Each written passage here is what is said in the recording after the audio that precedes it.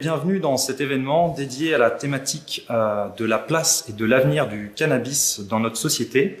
Je m'appelle Philippe Schneider, je suis responsable de la communication pour les bibliothèques universitaires de Lorraine et je suis aujourd'hui à la BU Lettres, Sciences humaines et sociales de Nancy où nous accueillons les intervenants de ce débat diffusé intégralement en ligne et sans public en présentiel en raison du contexte sanitaire actuel. Je rappelle que l'intitulé de ce débat d'aujourd'hui est le suivant, cannabis, interdire, dépénaliser, légaliser. Cet événement s'inscrit dans le cadre des JACES, les journées d'art et de culture de l'enseignement supérieur, et plus particulièrement en lien avec une exposition que nous accueillons jusqu'au 28 mai 2021 à la BU Lettres de Nancy, une exposition intitulée « Drogue », et qui a été conçue par la Bibliothèque universitaire de sciences et techniques en 2017. Nous avions alors déjà organisé une première projection débat dont la thématique était sur les drogues en général. Et pour cette édition de 2021, nous avons souhaité resserrer le débat autour de la thématique du cannabis, de par le rôle important qu'il joue dans la vie d'une grande partie des Français. Je suis aujourd'hui en compagnie de deux intervenants qui nous font l'honneur de leur présence et qui nous apporteront des regards croisés, complémentaires sur ce sujet sensible mais capital dans notre société. Bruno Py, vous êtes professeur de droit privé et sciences criminelles à l'Université de Lorraine. Vous êtes membre de l'Institut François Génie et plus particulièrement de l'équipe de recherche en sciences criminelles et en droit médical. Michael Bisch, vous êtes psychiatre addictologue, vous êtes responsable du département d'addictologie au centre psychothérapique de Nancy. Pour lancer ce débat, pourriez-vous commencer par nous expliquer la différence entre dépénalisation et légalisation et dans quelle mesure cela représente une différence par rapport à la situation actuelle du cannabis en France? Ces mots sont des mots qui relèvent du champ du droit. Le droit, c'est l'ensemble des règles qui régissent la vie en société. Et donc le droit va pouvoir, par rapport à une activité ou un produit, choisir entre trois modèles, l'interdiction pure et simple, l'organisation de l'accès à ce service ou à ce produit, ce qui serait alors la légalisation. Et entre les deux, il y a des hypothèses dans lesquelles le droit n'interdit pas, mais n'organise pas. Et c'est ce qu'on appelle la dépénalisation, quand une activité autrefois interdite n'est plus interdite sans pour autant être organisée. Et on pourrait évoquer d'autres thématiques plus larges pour commencer. C'est le cas de la prostitution qui peut être interdite, qui peut être organisée ou qui peut être juste dépénalisée. En France, on a dépénalisé sans organiser la prostitution. On pourrait parler de l'adultère, on pourrait parler d'autres activités encore, mais notre objet du jour, c'est un type de produit, le cannabis. Aujourd'hui, il est interdit. Donc, je vais pouvoir évoquer les règles qui s'appliquent aujourd'hui au cannabis. Mais, évidemment, compte tenu d'un certain nombre de débats, d'évolution des mœurs, d'apport des sciences de la santé, eh bien, on réfléchit collectivement à la société à dépénaliser, voire à légaliser, puisque dans le monde, d'autres pays, contrairement à la France qui interdit, ont choisi soit la dépénalisation, soit même parfois la légalisation.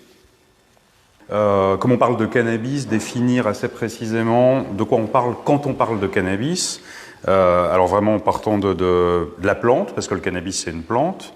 C'est une plante qui a plusieurs caractéristiques, comme toutes les plantes, mais deux majeures qui nous intéressent ici. Premièrement, c'est une plante qui contient des substances psychoactives, des molécules psychoactives.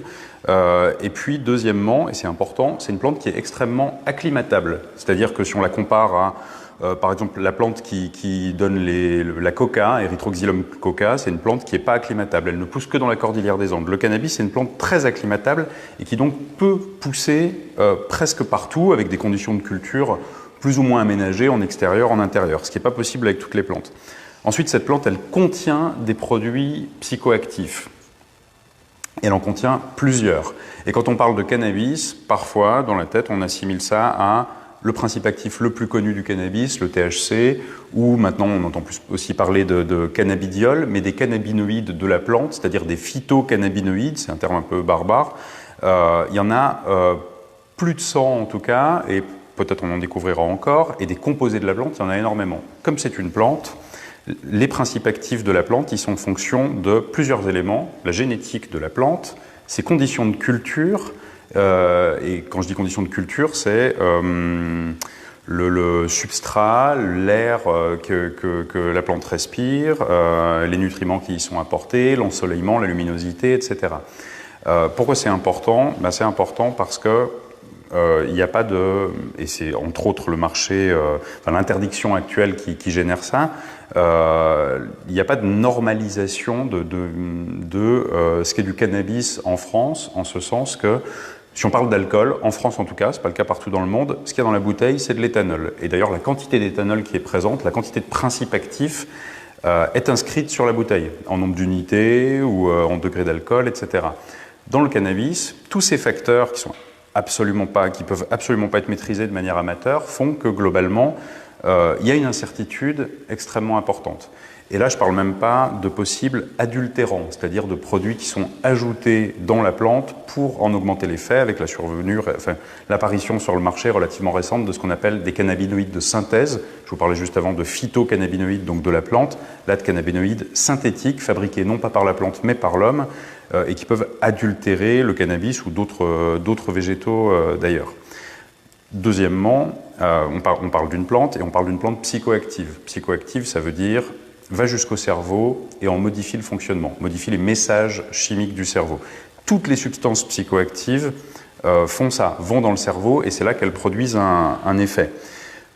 Toute la complexité liée au cannabis, elle est en partie liée au fait qu'il y a potentiellement plusieurs cannabinoïdes qui ont des effets psychotropes. Enfin, il y a plusieurs cannabinoïdes qui ont des effets psychotropes, premièrement. Deuxièmement, qu'on ne maîtrise pas bien leur consommation. Et troisièmement, que le mode de consommation du cannabis essentiel en France, c'est le mode le plus dangereux qu'on peut imaginer, c'est-à-dire la combustion, faire brûler. Et ça, tout à fait indépendamment des molécules cannabinoïdes, faire brûler quelque chose et respirer la fumée qui s'en dégage, c'est extrêmement mauvais pour la santé. C'est aujourd'hui ce qui tue 70 000 personnes par an en France, c'est l'inhalation de fumée de combustion. Alors essentiellement liée au tabac, bien sûr, c'est les morts du tabac, mais c'est l'inhalation de fumée de combustion et pas la molécule, pas la nicotine, agent de la dépendance du tabac. Voilà, ça me semblait important de poser un petit peu ces choses-là pour dire de quoi parle-t-on quand on parle de cannabis. On parle d'une plante avec plein de variables, et on pourra revenir un petit peu sur les aspects neurobiologiques, sur comment elle agit sur l'être humain, mais il y a énormément de variables, et si on doit regarder ce qui s'est passé ces dernières dizaines d'années, les taux de principes actifs THC dans la plante ont été globalement, en une vingtaine d'années, multipliés par 3. Il y a beaucoup plus de THC dans les plantes aujourd'hui de cannabis que dans les plantes autrefois, en moyenne, sur les données, les données recueillies par les échantillons fournis par les usagers ou par les saisies, etc. J'en profite pour rebondir sur la comparaison qui vient d'être faite entre l'alcool et le cannabis, parce que je crois que c'est important en termes de choix de société d'expliquer les origines de la législation actuelle. Pourquoi deux principes psychoactifs issus d'une plante, chacun d'une plante, le raisin d'un côté, la vigne et le cannabis de l'autre, pourquoi le traitement n'est pas juridiquement identique ? Sachant qu'il y a pas mal de parallèles qui peuvent être faits par les médecins sur les impacts de ces molécules. Je crois que c'est important de dire que le droit est d'abord le droit d'une société à un moment donné. Il reflète l'histoire et les valeurs d'une société. Pourquoi la France traite-t-elle juridiquement différemment l'alcool et le cannabis ? Bien parce que les racines, si je peux me permettre l'image de racines, des coutumes, des traditions et usages en France, connaissent l'alcool depuis plusieurs milliers d'années. On sait que le vin est d'une pratique très ancienne. Le cannabis aussi, mais pas en Europe et pas en France. Sous ces différentes formes, le chanvre, la ganja et toutes ces déclinaisons, dans le bassin sud-méditerranéen, oui, mais pas en Europe occidentale. Et surtout, je voudrais introduire une notion qui est assez intéressante, qui relève de la science politique, qui est que la césure va vraiment se faire en droit au moment de la colonisation. Parce que lorsque la France va étendre son empire colonial, l'armée et les administrateurs français vont rencontrer deux produits qui sont consommés localement, dans principalement le Maghreb et une partie de l'Afrique, les produits issus du cannabis, le kiff, etc., et en Extrême-Orient, l'opium. Et bien évidemment, il va y avoir une volonté du colonisateur d'empêcher, d'interdire et de réprimer l'usage de ce produit par les indigènes, terme de l'époque, puisque ça affaiblirait leur force de travail, ça les rendrait moins dociles, etc. En revanche, le colonisateur, le colon, arrive avec son produit psychoactif, qui est la vigne, qui est le vin, et les dérivés et distillations du vin, qu'il va quelque part imposer, y compris dans l'agriculture. On va planter des vignes partout où on va, et on livre des tonnes et des tonnes de vin.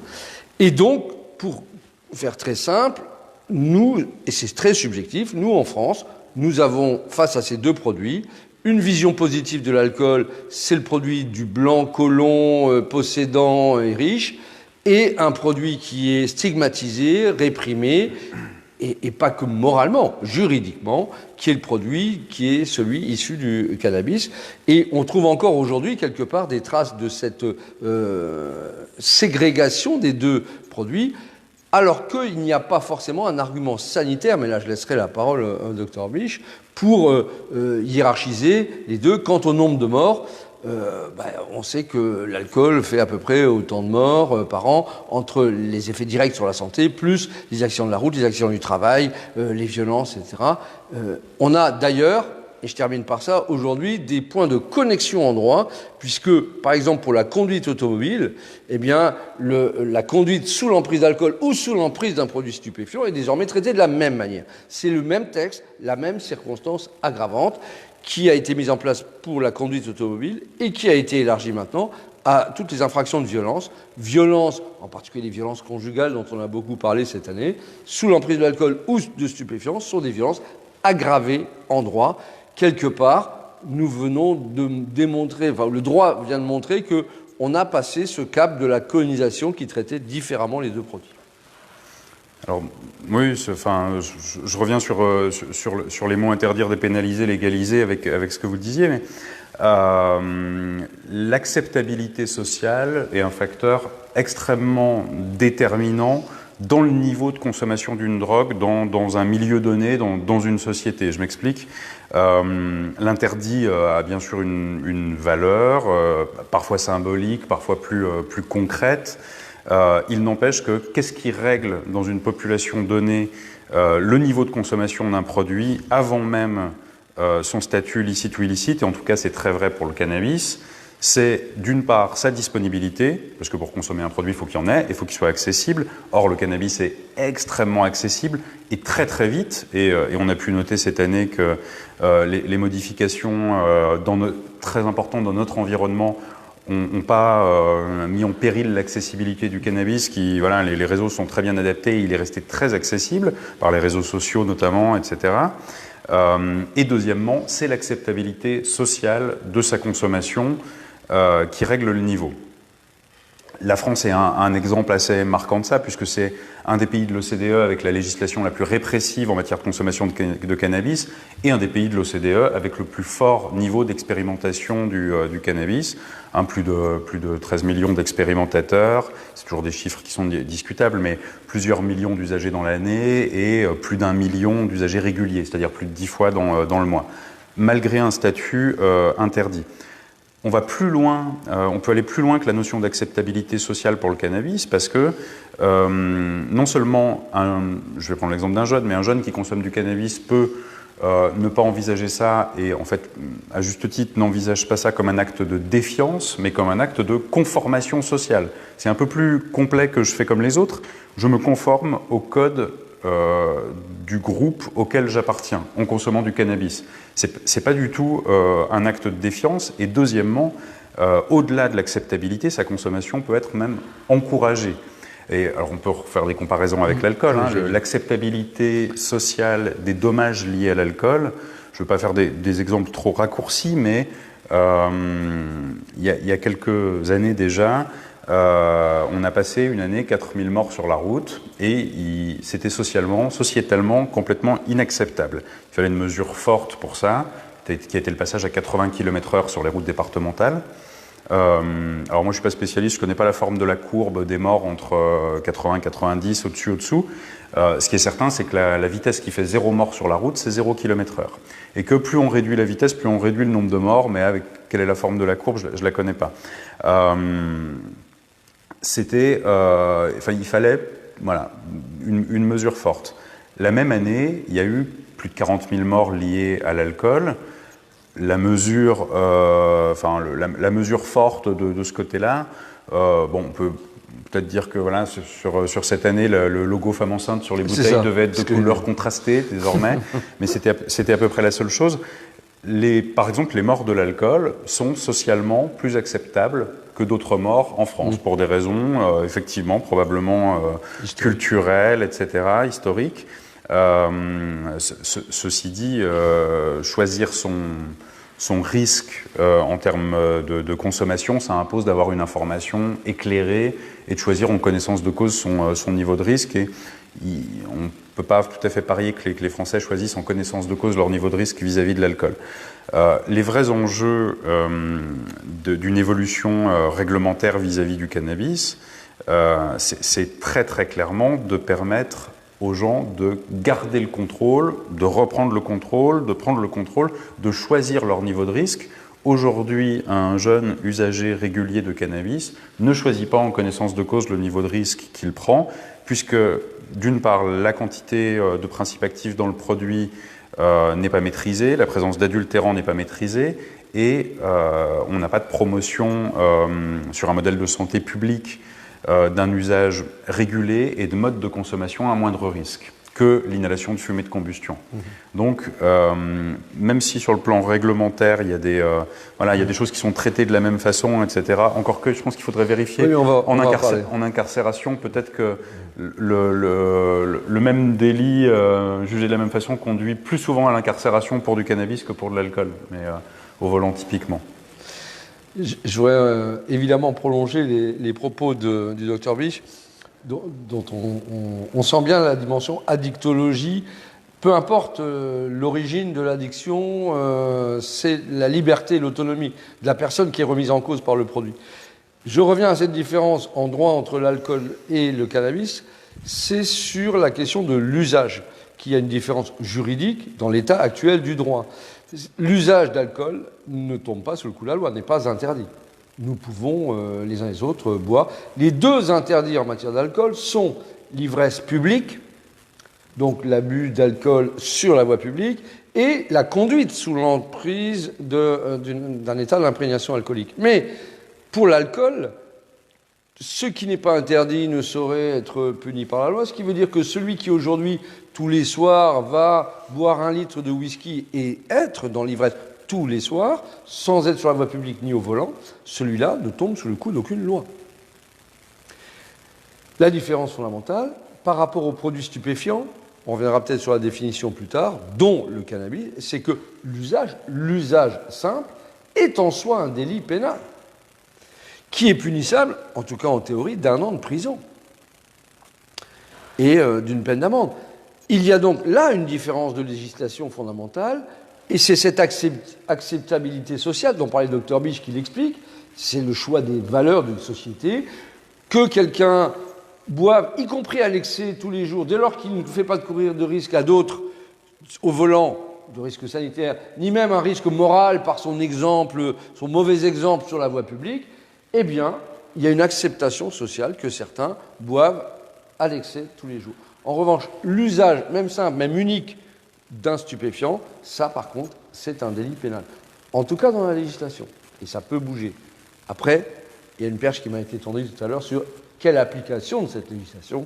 Je pense que ça appellera d'autres questions dans quelques secondes. On a 2 marchés des produits, des substances psychoactives en France aujourd'hui. On a un marché illicite qui, par définition, est dérégulé parce qu'on imagine assez mal des narcotrafiquants, je vais appeler ça comme ça, c'est un peu grandiloquent, mais dire à des usagers, vous avez vous avez assez consommé, vous en avez acheté la semaine dernière, il ne faudrait pas trop en racheter. Enfin, il n'y a pas de régulation parce que le marché est illicite. Et on a un marché licite de substances psychoactives qui, dans les faits, est complètement dérégulé. C'est-à-dire que déjà l'interdiction de vente aux mineurs, alcool, tabac, bon, on peut clairement se poser la question. Enfin, il y a beaucoup d'indicateurs qui montrent que c'est quand même pas très respecté. Si on s'intéresse aux expérimentations alcool, on sait que de toute façon les premières expérimentations sont très souvent familiales. Il y a une double expérimentation, puis la seconde est souvent entre amis, mais très souvent avant l'âge de la majorité. La vente de cigarettes à l'unité qui existe encore, etc. Enfin, il y a deux marchés dérégulés. Or, ce sont licites ou illicites. Or, la dérégulation du marché des substances psychoactives, c'est ce qui conduit au plus haut niveau de risque pour les consommateurs, par opposition avec une régulation du marché. La dépénalisation, pour reprendre ce qui était dit tout à l'heure, ne permet pas de régulation. La dépénalisation, elle dit c'est pas interdit, mais elle ne permet pas de régulation du tout.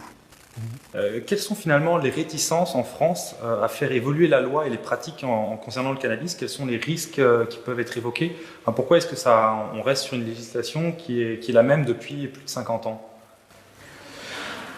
Alors, il y a de multiples facteurs.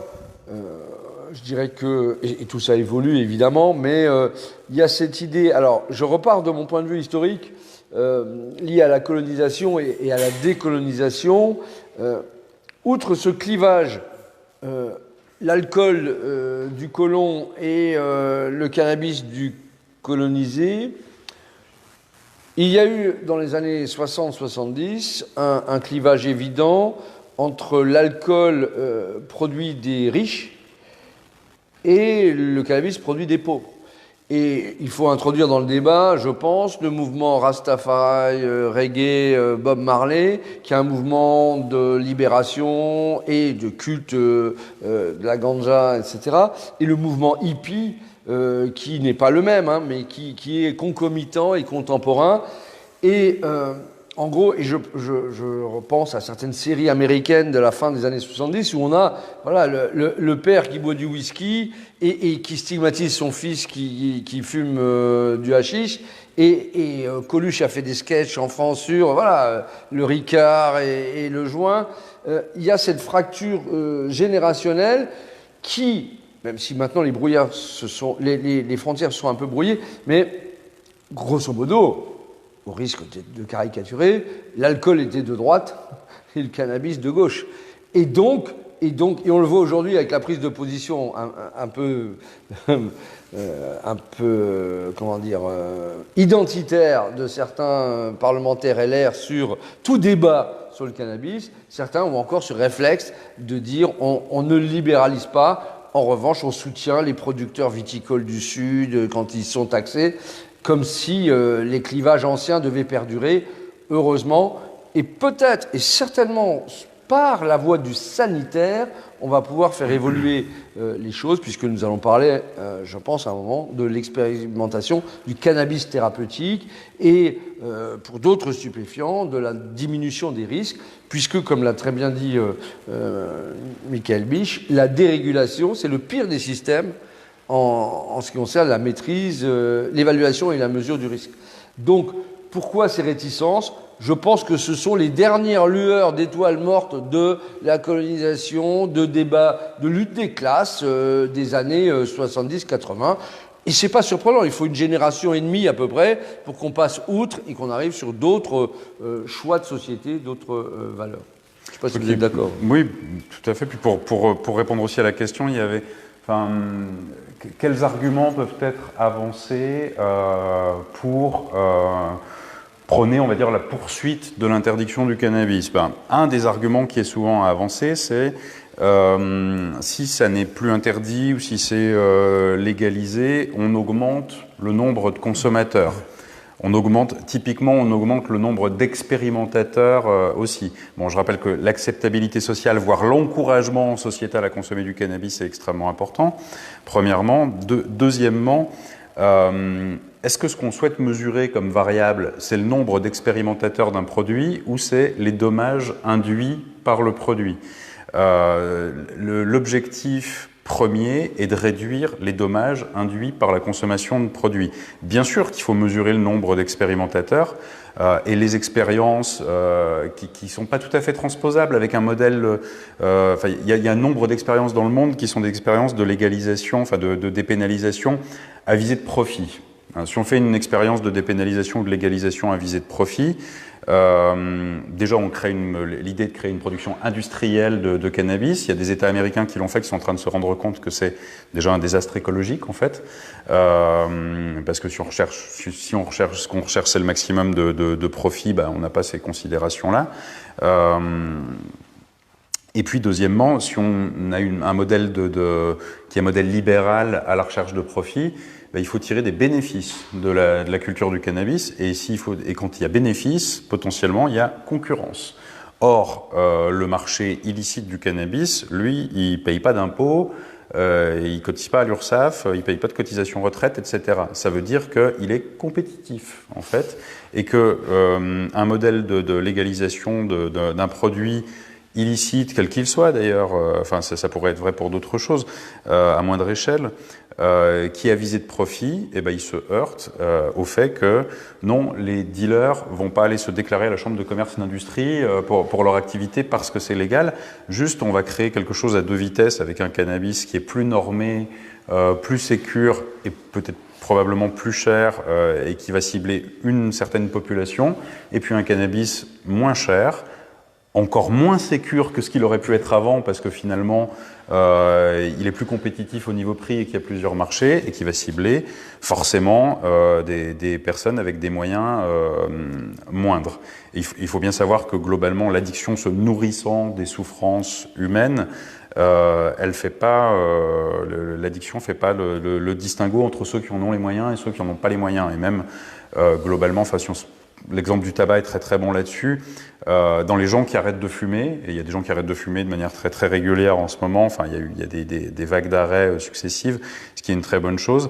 Et majoritairement, ce sont des gens qui appartiennent aux classes socio-économiques les moins défavorisées ou les plus favorisées, selon comment on voit les choses.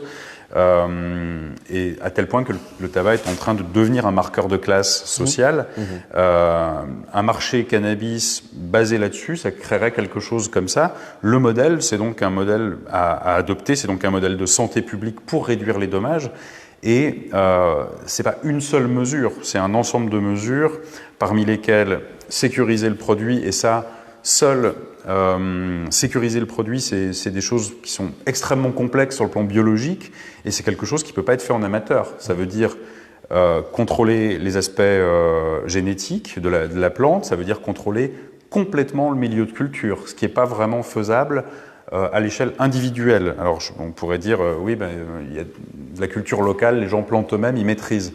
Non, quand on plante soi-même, on achète un kit avec les engrais qui vont dedans, etc.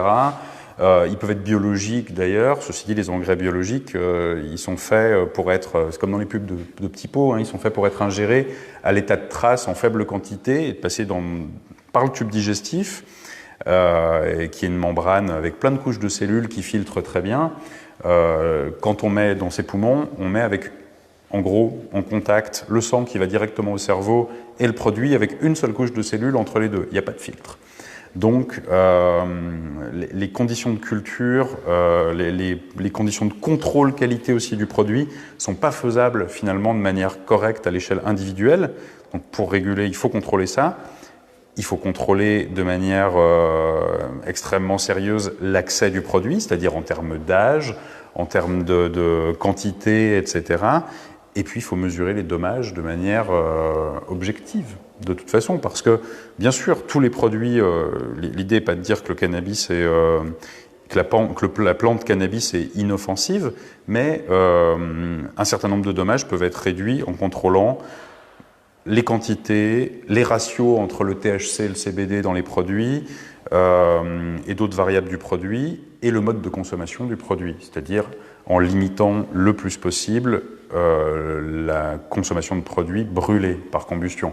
Tous les faire brûler un produit pour consommer une substance psychoactive, ça s'est fait avec plein de produits psychoactifs finalement. Chaque molécule a ce qu'on appelle une température de vaporisation ou de sublimation, on devrait dire, quand c'est de l'état solide à l'état gazeux. Et cette température, elle est variable selon les molécules. Le THC a une température de vaporisation autour de 180 degrés. Chauffer à 800 degrés, faire des radicaux libres et des substances cancérigènes, c'est absolument pas nécessaire pour que le THC passe à l'état gazeux. C'est juste l'usage est pratique, finalement. Qu'est-ce qu'on peut tirer comme leçon de certains pays, alors en bien ou en mal? Est-ce qu'il y a des exemples d'autres pays au niveau mondial qui ont pu légaliser ou dépénaliser le cannabis et dont on pourrait s'inspirer en tant que modèle, enfin, où on a davantage d'aspects positifs d'un point de vue social ou sanitaire par rapport à la France? Je connais pas bien l'Uruguay, je pense que c'est difficile de s'inspirer sur un modèle très européen de l'Uruguay. Il y a probablement des choses au Canada qui doivent permettre de s'inspirer actuellement, notamment le fait que, si j'ai bien lu, ils viennent de repousser l'âge d'accès au cannabis à 21 ans. Le modèle États-Unis d'Amérique, qui est un modèle très libéral finalement, il n'est pas majoritairement basé sur des mesures de santé publique, mais sur des mesures de profit. Donc c'est pas forcément souhaitable. Moi, je voudrais évoquer trois pays, 2 Européens, les Pays-Bas, évidemment, la Hollande, dont on sait que la législation est différente de celle de la France par rapport à ce produit, et qui est revenu un petit peu en arrière sur la libéralisation du marché, des coffee shops, alors, pour différentes raisons, dont la principale qui est une raison d'ordre public, puisque la Hollande avait la législation la plus libérale du bassin européen sur l'accès au cannabis, eh bien, il y avait un effet de foreign shopping, c'est-à-dire cet effet bien connu en économie du saut de frontière pour aller chercher de l'autre côté de la frontière, soit à meilleur coût, soit un produit interdit chez soi. Et donc, tout le monde le sait, il y avait des transhumances de jeunes français, belges, anglais, allemands venant en Hollande pour consommer ou pour acheter et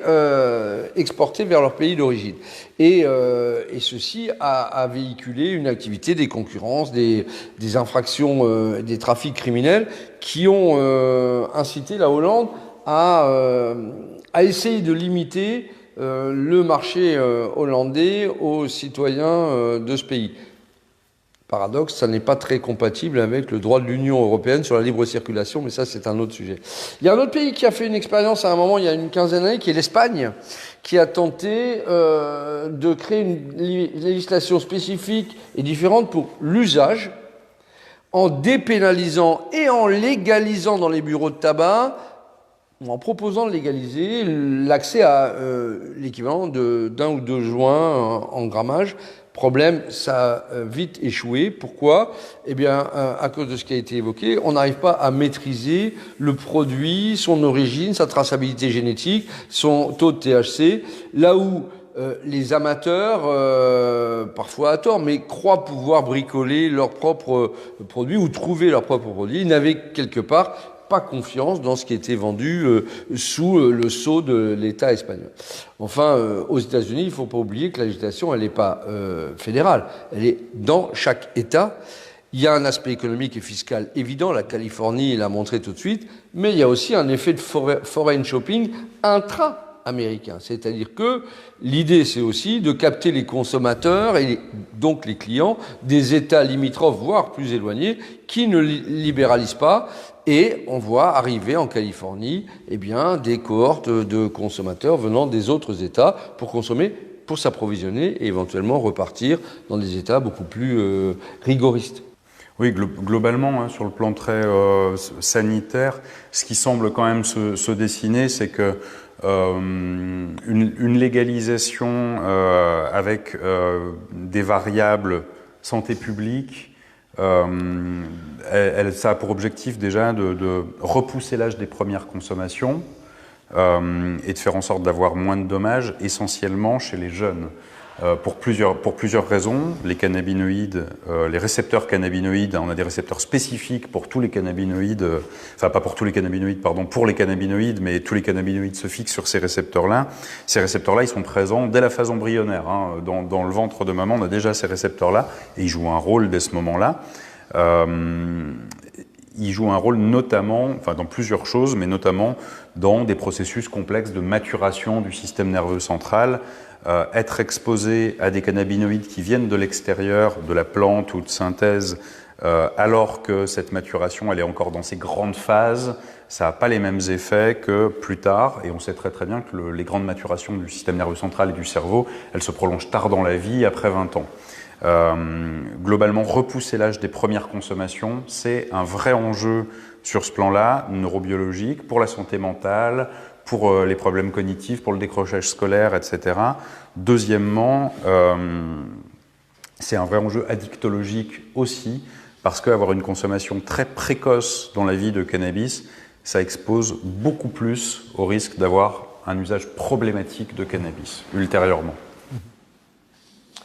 Une question qui revient dans les commentaires du live, c'est la question un peu de l'escalade vers les drogues dures, entre guillemets, bien sûr. Donc, selon une conception un petit peu ancienne déjà, selon laquelle la consommation de cannabis, et en particulier si on ouvre, on légalise cette consommation, que ça mènerait vers des drogues dures. Alors, qu'est-ce qu'on peut en dire? Moi, je dirais juste pour donner la parole ensuite au Dr Biche que ce sont des termes, des notions qu'on entend en permanence, drogue dure, drogue douce, qui n'ont aucun sens pour le juriste. Puisque pour le juriste, la législation prohibe l'usage, le trafic, l'importation, l'usage de stupéfiants.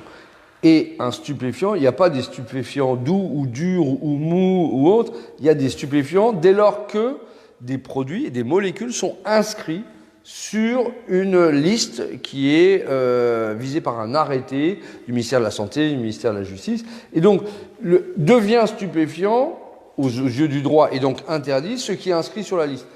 On va parler évidemment du cannabis et d'autres produits que certains appellent durs ou doux, mais cette liste, elle est tenue à jour, je ne dis pas 24 heures sur 24, mais elle doit être très réactive. Parce que dans le domaine de la chimie et du génie génétique, eh bien, il y a régulièrement, et les forces de l'ordre tombent régulièrement sur des individus qui sont en état d'ivresse lié à un produit, souvent chimique, un nouveau crack, une nouvelle MDA, etc. Et il faut très rapidement pouvoir l'isoler, l'identifier et la faire inscrire sur la liste et en faire ainsi un stupéfiant, un interdit. Je reviens à ma formule. Pour le juriste dur ou doux, ça n'existe pas. Il y a licite et illicite. Et ça n'existe pas vraiment non plus sur le plan sanitaire. Alors c'est effectivement très très ancré chez nous, et en France on aime bien d'ailleurs avoir une approche assez dichotomique. Il y a des drogues dures, il y a des drogues douces. On a eu très longtemps la même avec l'alcool, hein. Il y a les alcooliques et les pas alcooliques. Alors les alcooliques, ils doivent arrêter de boire jusqu'à ce que mort s'en suive, et puis les pas alcooliques, ils peuvent boire jusqu'à ce que mort s'en suive, ce qui n'est pas très joyeux. Ce qui est plus... Alors bien sûr, les drogues, les substances psychoactives ont des potentiels de toxicité différents et ont des potentiels addictogènes, c'est-à-dire à fabriquer de l'addiction, des potentiels de pharmacodépendance différents. Il y a par exemple, l'alcool est un produit à haut niveau de toxicité. Ça, c'est vraiment la cytotoxicité, c'est-à-dire toxicité sur les cellules. Je prends un tube à essai, je mets des cellules humaines, je mets de l'alcool dedans, les cellules meurent. Je prends un tube à essai, je mets des cellules humaines, je mets de l'héroïne dedans, les cellules s'endorment. J'enlève l'alcool, les cellules se ressuscitent pas, j'enlève l'héroïne, les cellules se réveillent. La cytotoxicité de l'alcool est très très grande, c'est pour ça qu'on ne peut pas en faire un médicament, et que les opiacés peuvent en être, et en sont. Ensuite, il y a le potentiel addictogène, c'est-à-dire que globalement, ça c'est vraiment des caractéristiques produits. Ça peut faire de la dépendance plus ou moins rapidement et plus ou moins forte. L'alcool a un potentiel addictogène pharmacologique qui est relativement faible. Nombre de personnes consomment régulièrement de l'alcool sans avoir des phénomènes de dépendance, c'est-à-dire besoin d'en prendre plus pour avoir le même effet, ou alors des symptômes de sevrage lors de la diminution ou de l'arrêt. Donc ces potentiels, liés aux produits eux-mêmes, On pourrait imaginer que ça en fasse des drogues plus ou moins dures, etc. Mais ce serait oublier tout l'aspect environnemental, c'est-à-dire, globalement, qu'est-ce que je fais avec le produit? Et on doit être amené à considérer que c'est plutôt l'usage qui est dur ou qui est doux, plutôt que le produit lui-même. Je prends un exemple un peu peut-être provoquant, mais quelqu'un qui, chaque année pour son anniversaire, et pas c'est pas très fréquent, mais ça existe, prend une drogue dite dure, des opiacés, de l'héroïne, etc., une fois dans l'année ou 2 fois dans l'année. Est-ce qu'il a un usage plus dur que quelqu'un pour qui les joints, ça va plus assez vite vu le nombre fumé et il faut couler par jour, c'est-à-dire utiliser une pipe à eau pour fumer des quantités astronomiques de cannabis? On peut faire un usage dit dur d'une drogue dite douce et inversement. Bien sûr, encore une fois, les potentiels addictogènes sont pas forcément les mêmes. Mais si on fait un parallèle avec les voitures, il y a des voitures qui ont des gros moteurs, des petits moteurs, des gros freins, des petits freins. Alors bien sûr, une voiture avec un gros moteur, mais ce qui est dangereux avant la voiture, si elle est dans le garage, elle tue personne. C'est de s'en servir et c'est la manière dont on s'en sert. Une fois qu'on a dit ça, c'est-à-dire que c'est très limité quand même ces concepts de drogue dure, drogue douce, mais plutôt d'usage, avec des niveaux de sévérité de l'usage. La théorie de l'escalade, elle est aujourd'hui, avec des données consolidées, relativement invalidées. Le cannabis peut être une fin en soi. En revanche, ça n'enlève rien au fait que quand on a une addiction, on a beaucoup plus de risques d'avoir d'autres addictions. La polyaddiction, l'addiction à plusieurs substances psychoactives ou plusieurs comportements pour les addictions sans produit, c'est plus une règle qu'une exception, mais on ne peut pas déterminer de parcours d'escalade. La preuve, c'est que globalement, le nombre d'usagers, si le nombre d'usagers de cocaïne, lui, a assez régulièrement augmenté, malheureusement, ces dernières années, le nombre d'usagers d'opiacés, il est quand même beaucoup plus stable. Bien sûr, un grand nombre d'usagers d'opiacés ont consommé du cannabis avant d'avoir consommé des opiacés. Mais l'inverse n'est pas du tout aussi vrai, c'est-à-dire que le cannabis peut être une fin en soi. Le cannabis, comme un certain nombre de plantes d'ailleurs, on peut établir une relation avec le fait qu'elles sont cultivées pendant des millénaires, contient un certain nombre de substances actives, comme on le disait, dont des substances psychoactives. Et parmi ces substances, il y a des substances qui ont des applications thérapeutiques possibles. Ce qui peut, d'ailleurs, le cannabis a été un médicament autrefois. Aujourd'hui, les données de la science, elles imposent d'autres exigences pour créer des médicaments, d'autres circuits de validation, de rapports bénéfices-risques exigeants, etc. Ce qui aurait été extrêmement inquiétant, ce serait qu'on se prive de pistes thérapeutiques intéressantes, de molécules contenues dans la plante cannabis à cause de l'image seule du cannabis.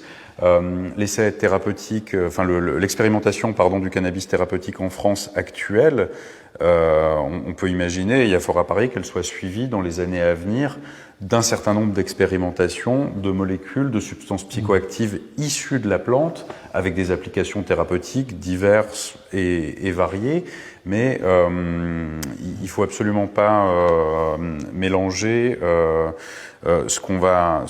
Dans le cannabis thérapeutique, il y a les applications thérapeutiques de certaines molécules contenues dans la plante, des utilisations thérapeutiques avec rapport bénéfice-risque favorable d'inflorescence, de la plante en entier, du coup de dispositifs extrêmement contrôlés en termes de composition, de bénéfices thérapeutiques qu'on pourrait attendre de la consommation de cannabis stupéfiant. Là, on n'est pas du tout dans les mêmes dispositions, pour les mêmes raisons que je vous disais tout à l'heure. Voilà, une partie extrêmement importante de la consommation des risques liés à la consommation de cannabis, c'est le mode de consommation même, c'est-à-dire l'inhalation de fumée de combustion.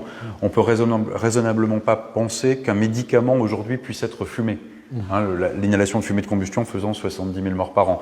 Mais la recherche sur les applications thérapeutiques du cannabis et plus particulièrement d'un certain nombre de cannabinoïdes, elle en est à ses débuts finalement. Il y a beaucoup de choses à valider. Alors, en tant que juriste, je dirais que la question de l'usage du cannabis à but thérapeutique s'est posée déjà devant les tribunaux il y a quelques années, en particulier une célèbre affaire devant la cour d'appel de Papeete en Polynésie française, où un monsieur d'un certain âge qui avait une sclérose en plaques, je crois, affirmait qu'il n'y avait aucun médicament pour le soulager et que c'est pour ça qu'il avait acheté des graines et planté dans son jardin où, vu le climat de Tahiti, ça poussait assez facilement.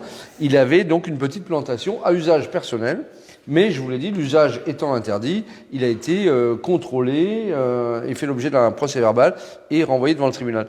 Et la cour d'appel de Papeete, à l'époque, et ça avait fait pas mal de bruit, avait relaxé ce monsieur au nom de l'état de nécessité, concept juridique qui veut que lorsque l'infraction commise a pour but de sauvegarder une valeur supérieure à la valeur sacrifiée, eh bien, l'individu doit être déclaré non responsable. Et donc, la sauvegarde de sa santé et le fait qu'il ait pu démontrer que ses douleurs étaient réfractaires aux médicaments et à la pharmacopée classique et qu'il se soulageait avec ce produit, lui a valu d'être relaxé. Ce qui a attiré l'attention sur d'autres pratiques dans le monde, d'autres usages dits thérapeutiques et non pas à but stupéfiant.